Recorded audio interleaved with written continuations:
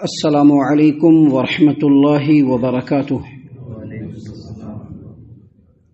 اعوذ باللہ السمیع العلیم من الشیطان الرجیم من حمزہ ونفخہ ونفثہ۔ بسم اللہ الرحمن الرحیم۔ بل قالوا اضغاث احلام بل افتراہ بل هو شاعر فلیأتنا بآیۃ کما ارسل الاولون ما آمنت قبلهم من قریۃ اہلکناها افہم یؤمنون۔ بلکہ وہ لوگ تو یہ کہتے ہیں کہ یہ قرآن کریم کی جو آیات ہیں یہ منتشر خواب ہیں، پراگندہ خواب ہیں، بلکہ یہ اس کی یعنی محمد صلی اللہ علیہ وسلم کی اپنی خود ساختہ چیز ہے، بلکہ یہ شاعر ہے، ورنہ اسے ہمارے پاس کوئی ایسا معجزہ لانا چاہیے جیسا کہ پہلے رسول معجزات دے کر بھیجے گئے تھے۔ حالانکہ جس بستی کو بھی ہم نے اس سے پہلے ہلاک کیا وہ ایمان نہیں لائی تھی، تو کیا اب یہ لوگ ایمان لائیں گے؟ محترم سامعین کرام، سورۃ الانبیاء سورہ نمبر 21، اسی سورت سے ابھی آپ کے سامنے آیت نمبر 5 اور 6 یہ دو آیات تلاوت کی گئی۔ بفضل اللہ، بعون اللہ، بتوفیق اللہ، دونوں آیتوں کا ترجمہ بھی آپ تمام کی خدمت میں پیش کیا گیا۔ سامعین کرام، سب سے پہلے یہ بات سمجھ لیجئے کہ جب بھی کسی سماج و معاشرے میں حق بات اللہ کے آیات کو پیش کیا جاتا ہے، سچی اور توحید کی بات کو پیش کیا جاتا ہے، تو وہاں کے جو مشرکین اور باطل پرست ہوتے ہیں، بدعتی اور خرافاتی ہوتے ہیں، سب سے پہلے جو ان کے ذہن میں بات آتی ہے وہ یہ جو بات پیش کیا جا رہا ہے لوگوں کو اس بات سے دور کیسے رکھا جائے، کیسے ان کی باتوں کو بے اثر کیا جائے، اس کے لیے طرح طرح کے ہتھ کنڈے، طرح طرح کے پینترے وہ لوگ اپناتے ہیں۔ سامعین کرام، محمد عربی صلی اللہ علیہ وسلم جب دعوت توحید کو لے کر مکہ کے اندر جب آپ کو نبوت سے سرفراز کیا گیا اور آپ نے دعوت توحید کو لوگوں کے درمیان پیش کرنا شروع کیا، تو آپ کی مخالفت پر تمام کے تمام قریشی اور مکہ کے جو مشرکین تھے وہ متفق تھے کہ نہیں، ان کے مخالفت کیا جائے، کیونکہ ہم لوگ سینکڑوں دیوی دیوتاؤں کو پوجتے ہیں، ان کے نام کی نظر و نیاز ہم لوگ کرتے ہیں، ہم لوگ انہی سے اپنی مدد مانگتے ہیں۔ اب یہ ایک اللہ کی بات کر رہا ہے، باقی تمام دیوی دیوتاؤں کو بالکل ختم کرنے کے چکر میں ہے، تو کیا کیا جائے؟ اس سلسلے میں لوگوں نے مختلف باتیں کرنا شروع کر دی۔ کچھ لوگ کہتے تھے کہ یہ نبی صلی اللہ علیہ وسلم جو ہے یہ جو بات پیش کرتے ہیں یہ ان کے اپنے خواب کی باتیں ہیں، خواب میں ادھر ادھر کی بات دیکھتے ہیں وہی بولتے رہتے ہیں۔ کچھ لوگوں نے کہنا شروع کیا کہ نہیں یہ کاہن ہے، یہ جوتشی ہے۔ کچھ لوگوں نے کہنا شروع کیا کہ نہیں یہ جادوگر ہے۔ کچھ لوگوں نے کہا کہ نہیں خود اس کے اوپر جادو ہوا ہے۔ کچھ لوگوں نے کہا کہ نہیں یہ بڑا سیکھا ہوا اور ماہر شاعر ہے اور شاعری والی بات کرتا ہے۔ اب سبوں کی باتیں مختلف، سب تو سب مشرکین ہیں، سب کے سب ایک ہی تھیلی کے ہیں، لیکن سبھی کے جو رائے ہیں وہ الگ الگ ہے۔ لیکن اس سے جو ہے محمد عربی صلی اللہ علیہ وسلم کی ذات گرامی پر کوئی اثر نہیں پڑ سکتا۔ کیا کیا جائے؟ اس کے لیے سارے کے سارے جو قریشی سرداران تھے یہ ولید بن مغیرہ کے پاس پہنچے، جو ابو جہل کا چچا تھا۔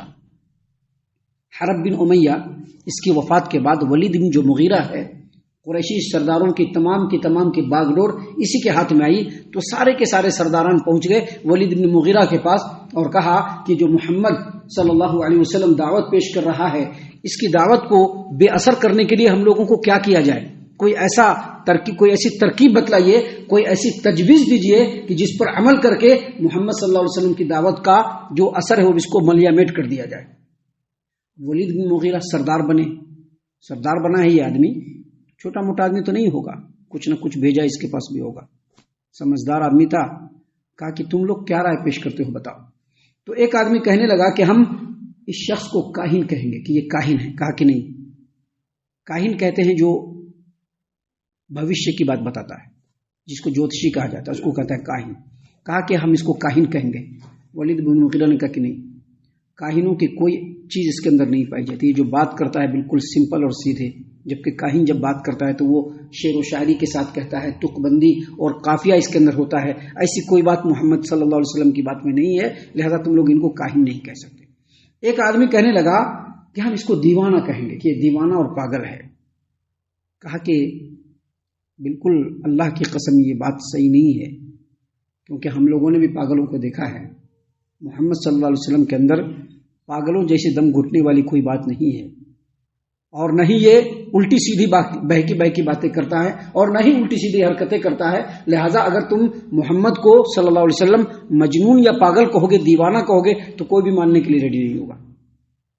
ایک آدمی نے پھر کہا کہ ٹھیک ہے، ایک کام کرتے ہیں، ان کا جو کلام ہے، جو قرآن پیش کرتے ہیں، جو کلام وہ بہت بالکل نپا تلا ہوتا ہے، تو ہم ان کو شاعر کہہ دیں گے. شاعر کہیں گے تو سارے لوگ جو ہے کہیں گے کہ یہ شعر و شاعری کرتا ہے، اس کی بات پر دھیان نہیں رکھیں گے. ولید بن مغیرہ نے کہا کہ نہیں، اگر اس کو شاعر بھی کہو گے تو بھی جو شعر و شاعری ہوتا ہے اور اس کے جو اصناف اور اقسام ہوتے ہیں اس میں سے کوئی چیز اس کے پیش کردہ کلام کے اندر نظر نہیں آتا ہے. لہٰذا اگر تم اس کو شاعر کہو گے تو بھی کوئی بھی بات نہیں مانے گا. اب 3 رائے آئی، تینوں رائے کو ولید بن مغیرہ نے رد کر دیا. تو لوگوں نے جھنجھلا کر کے کہا کہ ٹھیک ہے، تم ہی کوئی بے داغ رائے پیش کرو جو بالکل پرفیکٹ ہو، جس سے محمد عربی صلی اللہ علیہ وسلم کے خلاف ہم لوگ ہتھ کنڈا اختیار کر سکیں. کچھ دیر تک وہ سر جھکائے سوچتا رہا.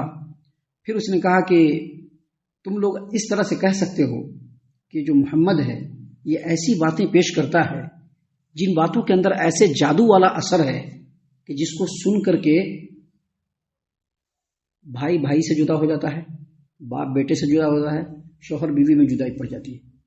اصل میں ہوتا ہی ایسا ہی ہے. ایک بات یاد رکھیے، اس نے جو بات کہی تھی، ولید بن مغیرہ نے جو بات کہی وہ بالکل پرفیکٹ، کیونکہ توحید اور توحید کے اوپر تعامل، توحید اور توحید کے اوپر عمل، یہ ایسی چیز ہے کہ جس پر عمل کرنے کے بعد لوگ ناراض ہوتے ہی ہیں. سبھی لوگ ناراض نہیں ہوتے ہیں. جو توحید پرست ہوتے ہیں وہ تو توحید پرست کو دیکھ کر کے خوش ہوتے ہیں. ان کے دلوں کے اندر جو ہے محبت کی چاشنی اور شیرینی کا جو چشمہ جو ہوتا ہے وہ ابلنے لگتا ہے. جو توحید کے خلاف ہوتے ہیں، چاہے وہ آپ کا ہمارا بھائی ہی کیوں نہ ہو، چاہے وہ آپ کا ہمارا باپ ہی کیوں نہ ہو، چاہے وہ آپ کا اور ہمارا کتنا ہی سگا کیوں نہ ہو، اگر وہ توحید کے خلاف ہے اور آپ نے ان لوگوں کے درمیان میں توحید کی بات کی تو اگر توفیق نہیں ملی تو وہ آپ کا سب سے بڑا اور کٹر دشمن بن جائے گا. یہی چیز تھی. جو لوگ بھی مسلمان ہوئے ان لوگوں نے لوگوں کو اذیت نہیں پہنچایا، لیکن لوگوں نے ان کی مخالفت کی. ابھی یہاں پر کہا نا کہ باپ سے جدا ہو جاتا ہے، بھائی سے جدا ہو جاتا ہے، باپ بیٹے سے جدا ہو جاتا ہے، شوہر بیوی سے جدا ہو جاتی ہے. تو اصل میں وہ نہیں ہوتا ہے کہ یہ جدا ہوتا ہے، بلکہ جو اس کے مخالفین ہوتے ہیں وہ اس کو بائیکاٹ کرتے ہیں، توحید پرستوں کی بات کا بائیکاٹ کرتے ہیں. تو ولید بن مغیرہ نے کہا کہ تم ایسا کہہ سکتے ہو کہ یہ آدمی ایسا کلام پیش کرتا ہے جس کے اندر ایسا جادوئی اثر ہے کہ جس کو سن کر کے بھائی سے جدا ہو جاتا ہے، باپ بیٹے سے الگ ہو جاتا ہے، میاں بیوی میں جدائی پڑ جاتی ہے، کنبے خاندان اور قبیلوں میں پھوٹ پڑ جاتی ہے. تم یہ بات کہو، دیکھو لوگوں میں کتنا اثر کرتا ہے. سامعین کرام، جب اس چیز کے اوپر سب لوگ ایگری ہو گئے، سب لوگوں نے اتفاق کر لیا، تو ایک 11 رکنی کمیٹی تشکیل دی گئی جن کا کام یہ تھا کہ محمد عربی صلی اللہ علیہ وسلم کے خلاف لوگوں کے درمیان پروپیگنڈا کرنا ہے. اور اس کا سردار بنایا گیا آپ کے چچا ابو لہب کو، جو آپ کا کٹر دشمن. اب ہونا یہ شروع ہوا کہ جن جگہوں پر محمد عربی سے، اب حج کا وقت آتا تھا، ان لوگوں کے کہنے کا مطلب یہ تھا کہ جو دور دراز سے حاجی لوگ آتے ہیں ان کے سامنے جب اس کی دعوت کو پیش کیا جائے گا تو حاجی لوگ اس کے بہکاوے میں آ جائیں گے. لہٰذا جب حج کا موسم ہو اور اس میں محمد جہاں پر جائیں وہاں پر تم لوگ بھی جاؤ اور محمد کے بارے میں لوگوں کو آگاہ کرو. اب ایسا ہونا شروع ہوا کہ جب حج کا موسم آیا یا دوسرے علاقوں میں جہاں محمد عربی صلی اللہ علیہ وسلم توحید کی بات لوگوں کو پہنچانے کے لیے جاتے، پیچھے سے ابو لہب بھی اپنے چنڈال چوکڑی کے ساتھ پہنچ جاتا اور آنے کے بعد کہتا ہے کہ یہ دیکھو یہ بے دین ہے، اس کی بات کے اوپر دھیان مت دو، یہ ہمارے باپ داداؤں کے دین کو چھوڑ چکا ہے، یہ اس طرح کی حرکات کرتا ہے کہ جس سے خاندان میں، کنبے قبیلوں میں، بھائی میں، باپ بیٹے میں، شوہر و بیوی میں تفرقہ ہو جاتا ہے، لہذا اس کی بات کے اوپر دھیان مت دو. اب باہر سے لوگ آئے ہیں، ان کے سامنے جا کر کے ابو لہب یہ بات کر رہا ہے. نتیجہ یہ ہوا کہ جو شہرت نبی کریم صلی اللہ علیہ وسلم کی دعوت کو ملنے میں عرصہ لگ جاتا، مسلمان عرصہ کہ اس کو نہیں کر پاتے، وہ دشمنوں نے کر دیا. بہت سارے لوگوں تک بات پہنچی. جو سچے قسم کے لوگ تھے وہ سنی سنائی باتوں پر دھیان نہیں رکھتے. جو سچے لوگ ہوتے ہیں وہ سنی سنائی بات پر دھیان نہیں رکھتے ہیں. اب نتیجہ یہ ہوا کہ دور دراز سے لوگ محمد صلی اللہ علیہ وسلم کے پاس آنے لگے، آپ صلی اللہ علیہ وسلم کے بارے میں تحقیق کرنے لگے، تفتیش کرنے لگے، آپ سے بات کرنے لگے، آپ کا کلام سننے لگے۔ نتیجہ یہ ہوا کہ اسلام کو ایسے ہی اپنے آپ فروغ ہوتا چلا گیا اور اللہ تبارک و تعالیٰ دین اسلام کو لوگوں کے درمیان پھیلاتا چلا گیا، اور یہی شر کا جو پہلو تھا جس میں اللہ نے خیر کے پہلو کو نمایاں کر دیا۔ سامعین کرام، ان لوگوں کے اگینسٹ میں ایک اور آدمی تھا، نضر بن حارث، لیکن اس کا جو پیٹرن تھا بالکل الگ تھا، ان لوگوں سے بالکل الگ پیٹرن تھا۔ وہ ایک دن قریشی سرداروں کے پاس آیا اور کہا کہ اے قریش کے لوگوں، یہ جو محمد ہے تم میں سب سے زیادہ پسندیدہ آدمی تھے، سچے اور امانت دار بھی تھے، تم لوگ ان کی بڑی عزت کیا کرتے تھے، آج وہ اللہ کا کلام لے کر کے آئے تو تم لوگ ان کی مخالفت کر رہے ہو اور ان کو جادوگر، کاہن اور شاعر اور دیوانہ اور مجنون کہہ رہے ہو۔ لیکن یہ ایسے نہیں ہے، ایسے لوگوں کو میں خوب جانتا ہوں۔ بڑی مصیبت تم لوگوں پر آ پڑی ہے، اس مصیبت سے تم کو کیسے چھٹکارا حاصل ہونا چاہیے ذرا سوچو۔ اور اس آدمی نے کیا کیا؟ حیرہ گیا، حیرہ جا کر کے وہاں پر بڑے بڑے بادشاہوں کے قصے کو اس نے یاد کیا، رستم و اسفندیار کے قصوں کو یاد کیا، جو پرانے زمانے کے قصے ہوتے ہیں جس کو لوگ بڑی چاک سے سنتے ہیں۔ ان تمام قصوں کو یاد کر کے آیا مکہ کے اندر، اور جہاں جہاں محمد عربی صلی اللہ علیہ وسلم لوگوں کو دعوت دینے جاتے وہاں پر یہ بھی ابو لہب کی طرف پہنچ جاتا اور لوگوں کو سناتا اپنے قصے، اور کہتا کہ بتاؤ محمد کے کلام میں اور میرے کلام میں کون سا کلام زیادہ اچھا ہے، کیسے میرا کلام محمد کے کلام سے خراب ہے۔ اس نے بھی وہی کام کیا جو ان لوگوں نے کیا، اور اسلام کو اللہ تبارک و تعالیٰ نے پھیلانا شروع کیا، اور اسلام پھلنا پھولنا شروع ہو گیا، یہاں تک کہ مختصر سے مدت میں اللہ تبارک و تعالیٰ نے اسلام کو عرب کے گوشے گوشے میں پہنچا دیا۔ اللہ تبارک و تعالیٰ نے اسی بات کو یہاں پر بیان کیا کہ بل قالوا اضغاث احلام، ان لوگوں کا کی ایک رائے نہیں ہے، بلکہ ان میں سے بعض لوگ کہتے ہیں کہ محمد صلی اللہ علیہ وسلم جو بات پیش کرتے ہیں یہ ان کی منتشر خواب ہے جو رات میں دیکھتے ہیں اور دن میں لوگوں کے سامنے بیان کرتے ہیں۔ کچھ لوگوں نے کہا کہ بل افتراہ، نہیں، یہ جو کلام ہے اس کو محمد نے خود اپنی طرف سے گھڑ لیا ہے، اور بعض لوگوں نے کہا بل ہوا شاعر، نہیں یہ شاعر ہے، اگر یہ شاعر نہیں ہوتا، اگر یہ اپنی طرف سے قرآن کو گھڑ کر کے نہیں لاتا تو فَلْيَأْتِنَا بِآيَةٍ كَمَا أُرْسِلَ الْأَوَّلُونَ، جیسے پہلے رسولوں کو معجزہ دیا گیا، قوم سمود کو، سیدنا صالح علیہ السلام کو اونٹنی دی گئی معجزے میں، اور موسیٰ علیہ السلام کو عصا اور ید بیضا دیا گیا معجزے میں، ایسے ہی نبی صلی اللہ علیہ وسلم کو بھی کوئی معجزہ دیا جاتا، لیکن ان کو کوئی معجزہ نہیں ملا ہے، لہذا میں ان کو رسول ماننے کے لیے تیار نہیں ہے۔ اللہ تبارک و تعالیٰ نے جواب میں کہا ما آمنت قبلہم من قریۃ اہلکناہا افہم یؤمنون، حالانکہ جس بستی کو ہم نے ان سے پہلے ہلاک کیا وہ ایمان نہیں لائی، تو اب یہ کیا ایمان لائیں گے؟ مطلب یہ کہ یہ لوگ جو کہہ رہے ہیں کہ نبی صلی اللہ علیہ وسلم کوئی معجزہ لے کر کے آئے، ایسا لگتا ہے کہ یہ لوگ معجزہ کے انتظار میں ہی بیٹھے ہیں کہ بس معجزہ ملے گا اور فوراً ایمان لے آئیں گے، لیکن ایسا نہیں ہے۔ جیسے پچھلی قوموں نے ان کو معجزہ دیا گیا، معجزہ دیکھنے کے بعد بھی وہ ایمان نہیں لائے، ان کو بھی جب معجزہ دیا جائے گا تو ایمان نہیں لائیں گے۔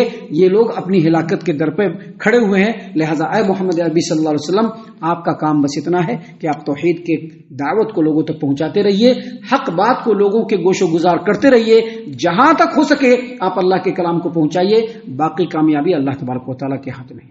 سامعین اکرام، آگے ابھی اور بھی بہت ساری باتیں ہیں جو اللہ تبارک و تعالیٰ نے یہاں پر بیان فرمائی ہے ہماری نصیحتوں کے لیے۔ ہم اللہ سے دعا کرتے ہیں کہ اللہ تعالیٰ ہم تمام کو ان باتوں کے اوپر خوب غور و فکر اور تدبر کرنے کے ساتھ ساتھ ان باتوں کے اوپر عمل کرنے کی بھی توفیق عنایت فرمائے، آمین۔ اللہ تعالیٰ ہم تمام کو صحیح معنوں میں پکا سچا مومن مسلمان بنائے، اللہ اور اس کے رسول صلی اللہ علیہ وسلم کی اطاعت و فرما برداری کرنے والا بنائے، صحابہ کرام رضی اللہ عنہم کے طریقے پر چلنے والا بنائے، جنت الفردوس میں جگہ عطا فرمائے۔ اے اللہ ہم تمام کو جہنم سے پناہ دے، اے رب العالمین ہم تمام کو جہنم سے پناہ دے، اے مالک الملک ہم تمام کو جہنم سے پناہ دے، آمین یا رب العالمین۔ وما علینا الا البلاغ المبین۔ تبارك الذي نزل الفرقان على عبده ليكون للعالمين نذيرا